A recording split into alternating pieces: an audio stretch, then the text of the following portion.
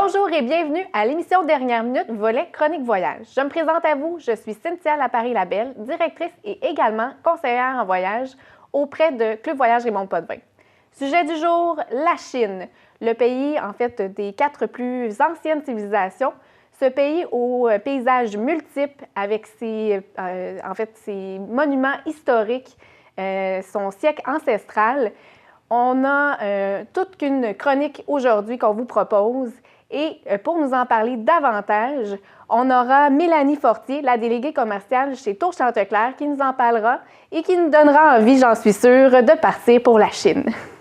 Bonjour Mélanie. Bonjour Cynthia. Merci de me recevoir encore une fois. Ça me fait vraiment plaisir.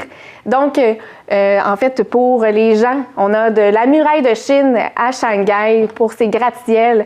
On va avoir du haut des toits du monde jusqu'aux marchés locaux. C'est tout ça la Chine et bien plus encore. Je pense que c'est important tout d'abord de débuter, de parler du volet historique parce que, en fait, la Chine, c'est une civilisation, comme j'ai mentionné, très ancienne et qui a une histoire très dense. Donc, pour vous à la maison, c'est un élément très important pour vivre le voyage d'une façon passionnée. Et Mélanie va nous raconter de façon condensée l'histoire de la Chine ce matin pour nous donner encore plus envie de connaître la Chine. C'est très condensé. Effectivement. Hein? Pour le temps qu'on a, c'est très condensé. Évidemment, la Chine, c'est des millénaires d'histoire. Le gros de l'histoire, c'est souvent les dynasties. Mm-hmm. Alors que ça soit Qin, Jin, la dynastie Tang, la dynastie Qing, la dynastie Ming. Alors, pendant le voyage, on a souvent l'occasion de rencontrer ou de visiter des monuments qui sont sortis de ces dynasties-là. Mais évidemment, la Chine, c'est pas juste l'histoire, hein? C'est la culture, la nourriture, les paysages.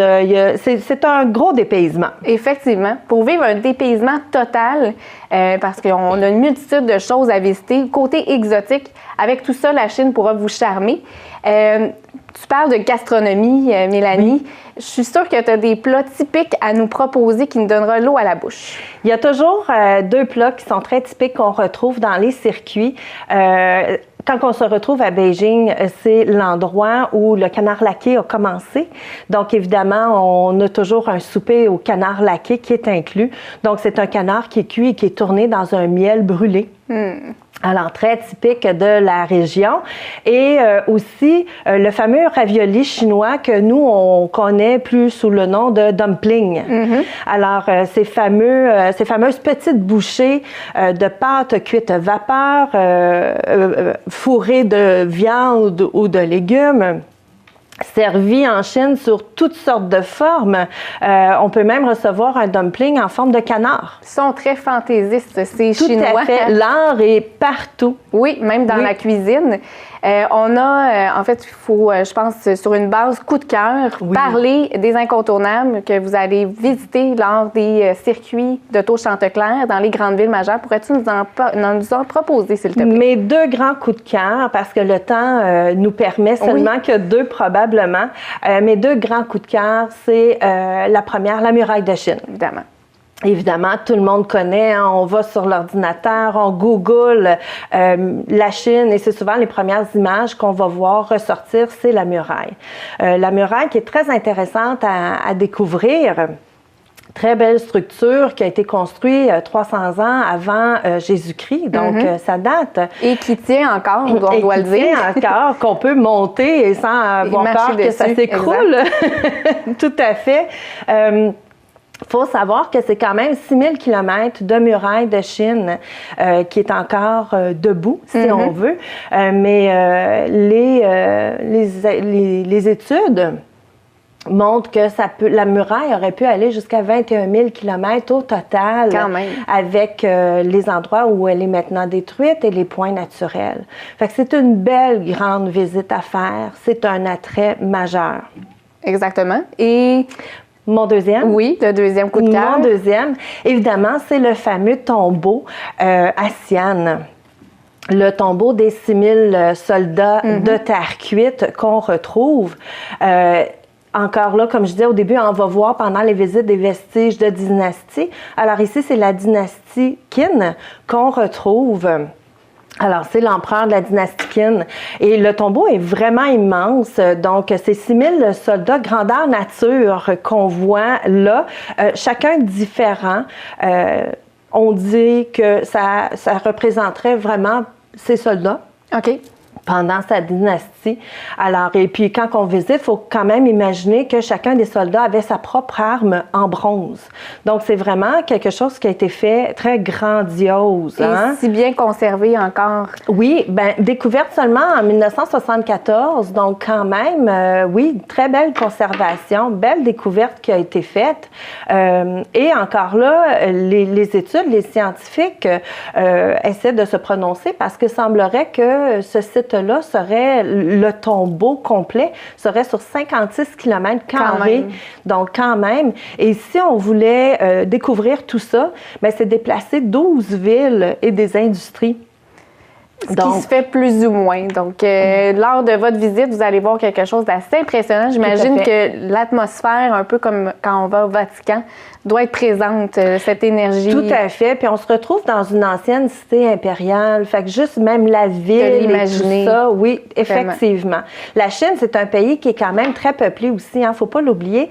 C'est le 1/6 de la population mondiale qui se retrouve en Chine. Donc, on va voir des locaux partout. Oui, puis parlant, parce que ça me vient à l'idée, Made in China. Hein? Oui. Le Made in China. Le fameux Made in China. Exactement. Le magasinage pour vous, mesdames et messieurs.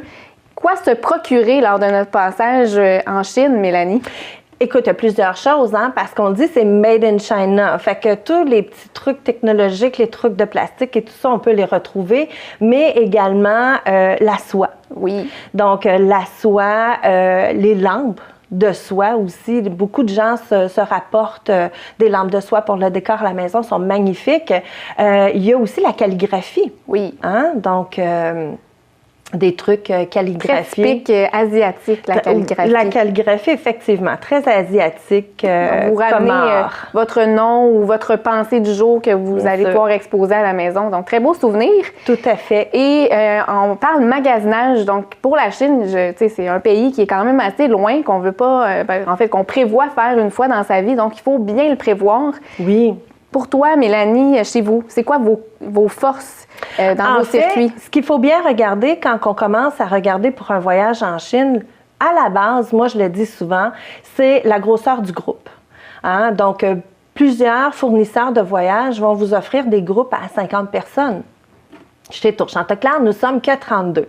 Et c'est un maximum de 32. Donc, le groupe pourrait partir à moins que 32. Ça, c'est un des premiers points. Le deuxième point, évidemment, c'est la qualité des visites. Qui est très importante. Qui est très importante. En fait, la qualité des visites et le temps accordé aussi aux visites. Parce que souvent, les gens ne savent pas, mais quand on achète souvent un voyage moins cher, plusieurs entrées ne seront peut-être pas incluses. Alors, on va voir l'extérieur, on ne rentre pas nécessairement à l'intérieur.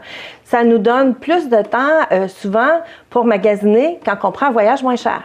Mais le magasinage, oui, on en veut, mais on préfère quand pas on tous va... les jours. Non, exactement. La Chine, il faut voir les vestiges, il faut le vivre. Tout à fait. C'est un pays à visiter, comme tu l'as dit. C'est un pays qu'on va probablement faire qu'une fois dans notre vie. Donc, c'est vraiment important de se concentrer sur les visites et aller chercher le culturel du pays. Hein? Parce qu'on parle de taoïsme, on parle de bouddhisme.